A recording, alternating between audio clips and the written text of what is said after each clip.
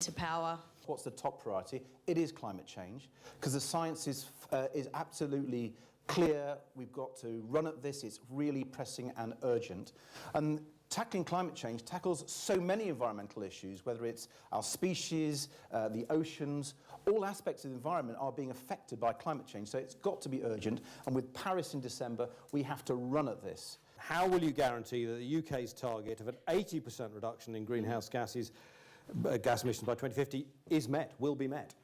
Well, first of all, we're absolutely committed to this target. It is vitally important that we do address climate change and we show global leadership on it. I think the difference in approach of our party and maybe some of the other parties represented on this stage is that we want to give producers, consumers, the freedom to innovate in different ways that we can see carbon reduced over time. And that's why we prefer a more general target, putting a price on carbon essentially, so that we can see the innovation take place. Just one thing to you, Caroline Flint.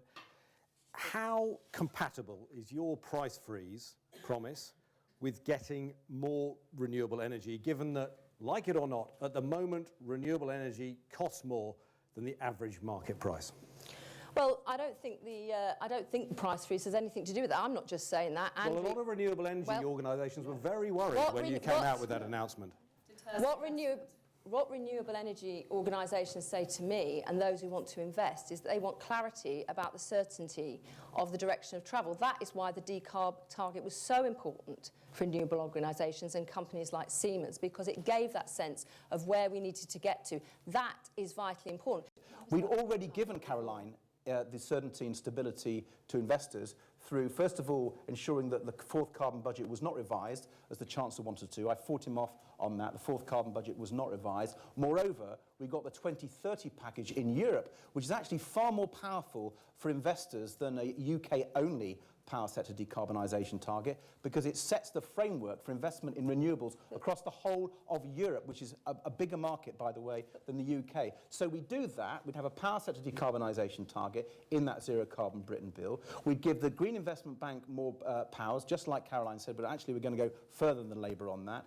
And we would also legislate to end unabated use of coal in power generation by 2025. How do you explain that in 2014 the investment in renewables is only at the rate it was in 2009, and it fell in 2010, 2011, 2012 and 2013? You're just completely wrong. It's Bloomberg Energy Finance Group that say that. Caroline, I'll tell you, I will let everyone here read the low carbon investment report we're publishing tomorrow. It sets out all the details and shows that the figures that Caroline and Labour have been using this are completely false. Okay, a question on airports from James Lees. How will any future UK airports and aviation policy be compatible with the party's environmental ambitions? Thank you very much. Caroline Lucas, what would you do about our airports? The question is very well made, because frankly I think it is simply incompatible to think that we can meet our climate change objectives and go on expanding aviation indefinitely in this country, which appears to be the policy of the other parties. Sadly, we haven't come up with a way of replacing aviation fuel with anything better yet, and so until we do, then I think we have to be very clear that it's not a question of whether we should be expanding Heathrow or Gatwick. It's a question of saying we are not going to be expanding either of them. Would you like us to fly less? When you say like, I understand, I appreciate why flying is a wonderful thing to do, but I think we need to fly less. Yes, I think we do. So I think that, when you see people who are regularly flying, I'm not saying that everyone has their one holiday, for example. Sorry? How many times have you flown in the last 5 years? I haven't. Not at all.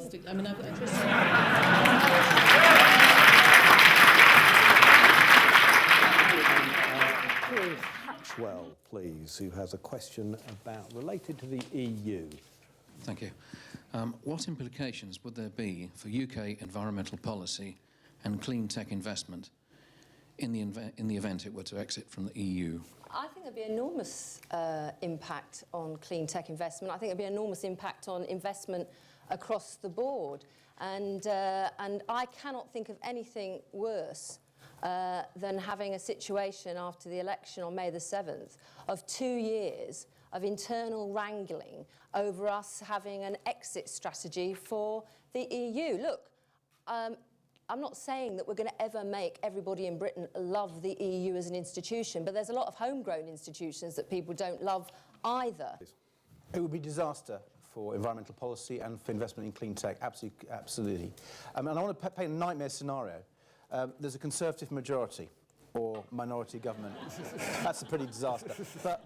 But for the environment in Europe, because just as we are preparing for the Paris negotiations on climate change, the most important climate negotiations ever, with Britain up to now leading the way in Europe and really pushing the European agenda, the UK minister at the EU Council, let's remember we negotiate at the UN as an EU, would not be listened to, because they would currently then, at that stage, be negotiating, changing our views of membership, putting through the House of Commons a bill for a referendum. Do you think that's going to impress the rest of our European colleagues? Do you think our voice will be heard in those circumstances? It's a total disaster, a recipe for Britain's voice on climate change being completely muted and ignored. And given that Europe has actually played such an important role, I love telling my Conservative colleagues that EU product standards have had the biggest impact on energy efficiency in this country. It's my favourite line to Conservative colleagues. If elected, how would your party work to tackle the problem of overfishing in the seas across the globe? Liz Truss, what would you do about the fish in the sea? So first of all, I think we've made massive progress this Parliament with reform of the Common Fisheries Policy. It was led by Richard Bennion. He did a fantastic job. First of all, in achieving the discard ban, which was put in place this January, which means we're no longer throwing healthy fish back into the sea, and also giving more powers for member states over specific quotas in their areas of the water. But I think there is still more we need to do on various fish types, and it's certainly a priority for us. We put in place marine conservation zones. But not very many of them. In fact, not we put in nearly place, as many as were We put in place desired. 27, and we've just launched 23, consultation on 23 more. We obviously need to do it on the best available evidence. And one of the things I'm keen to do is see those zones linked in a blue corridor, in a marine corridor, so we can actually link those areas in the way that we have done landscape scale natural protection on land. I'd like to see seascape scale protection as well. The Pitcairn Islands, I think, is a major step forward. I would say we've made much better progress on the Common Fisheries Policy than we have on the Common Agricultural Policy, where I'd like to see more reform, but there is certainly more to do. Is NIMBYism a force for good or ill? Caroline Lucas.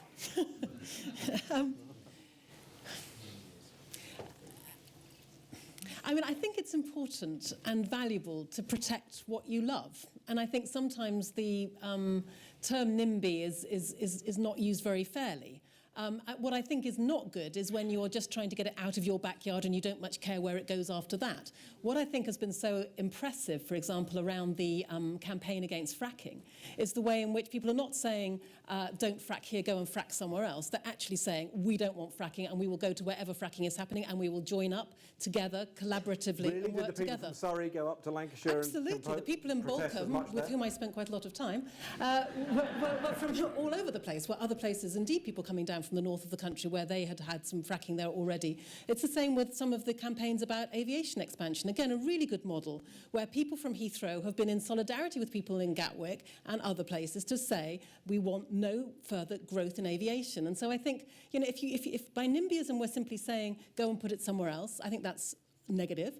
If it's saying we protect what we love and we'll also support others to protect what they love, then I think it could be a very positive force for good. Another way forward is actually to create NIMBYism, trying to create incentives for people to actually want to have things in their area. And the way you do that is by showing that there is something in it for them. If we look at history, if we look at the brutalist architecture of the 60s and 70s that went up, in spite of the way people lived and the way people lived their lives, it was a massive disaster that broke up communities. And I think it's wrong for central government to go around and imposing particular types of structures or built environments on local communities that don't support them. I think we all want to see low carbon technologies. We all want to see a mix of energy supply. There are the right places, in my view, to have solar energy and wind energy created. I also support nuclear. I support a mix of energies, but we do need to give local people the say over those technologies. But not when it comes to fracking under their homes. I was going to come on to that in a second. Just hang on a minute, Dave. In my We're going to come on to fracking in a first minute. day in office, I received a we'll letter come from to fracking in a minute. 100 MPs, almost all Conservative, a few Labour, telling me to stop onshore wind. I ignored them. And I've had to fight day in, day out, particularly with Mr Pickles, to make sure that onshore wind investment wasn't completely curtailed. We have been successful, but we would have been even more successful if it wasn't from some of the opposition from our coalition partners. What is going to happen to DEFRA's funding in the next government? If I'll start with Liz, if the Conservatives get into power. So over the course of this Parliament, DEFRA has seen a reduction in the budget. That's... How about, I want to know about the future. How bad is it going to be in the future? I want to tell you the approach of this Parliament and what we'd adopt in the next Parliament. But nevertheless, despite that, we've managed to protect frontline services. I want to know what's going to happen if you get elected in the next 5 years. Well, we will move in the same direction. We will continue to make efficiencies within the organisation and we will protect frontline services. So continued efficiencies means greater cuts, yeah? Well, we will make our organisations work. Thank you. Caroline Flint, what would happen to DEFRA under Labour? Well, across Whitehall, apart from the protective areas, we've identified there will have to be departmental cuts year on year, and just be upfront with you about that. A question about housing. Given that the UK has one of the most inefficient housing stocks in the EU, what more will each party commit to do in order to improve energy performance and lift people out of fuel poverty? Well, first of all, we're going to completely revamp the ecosystem as soon as we can when it ends in 2017.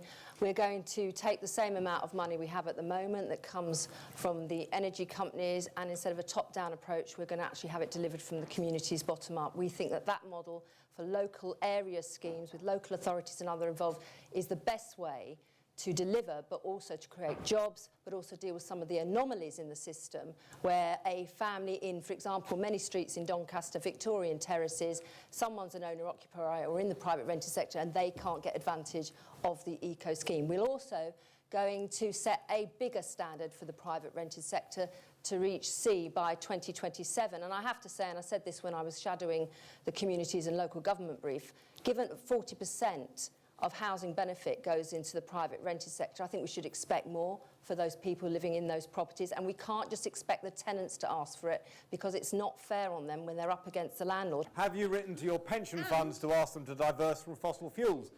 Caroline Lucas. Well, I have got a campaign in Parliament trying to get the Parliamentary Pension Fund to divest, and they won't even tell us where they are investing. And by the law of averages, they will have some investments in fossil fuels, undoubtedly.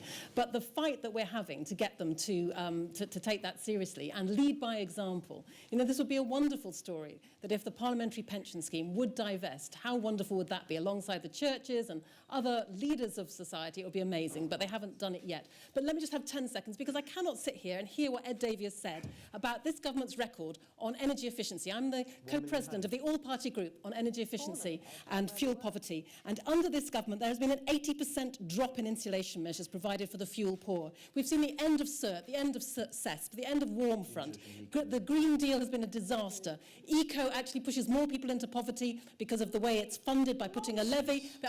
It's your own DEX figures show that by putting a levy on all people's bills, including the fuel poor, you push more people into poverty than you're able to pull out with the money you're getting from the eco. So you need to... That's just simply not true. It's for your own figures. And what you should be doing... people who've got boilers and insulation under affordable warmth, that's scandalous. What is scandalous is 80% drop in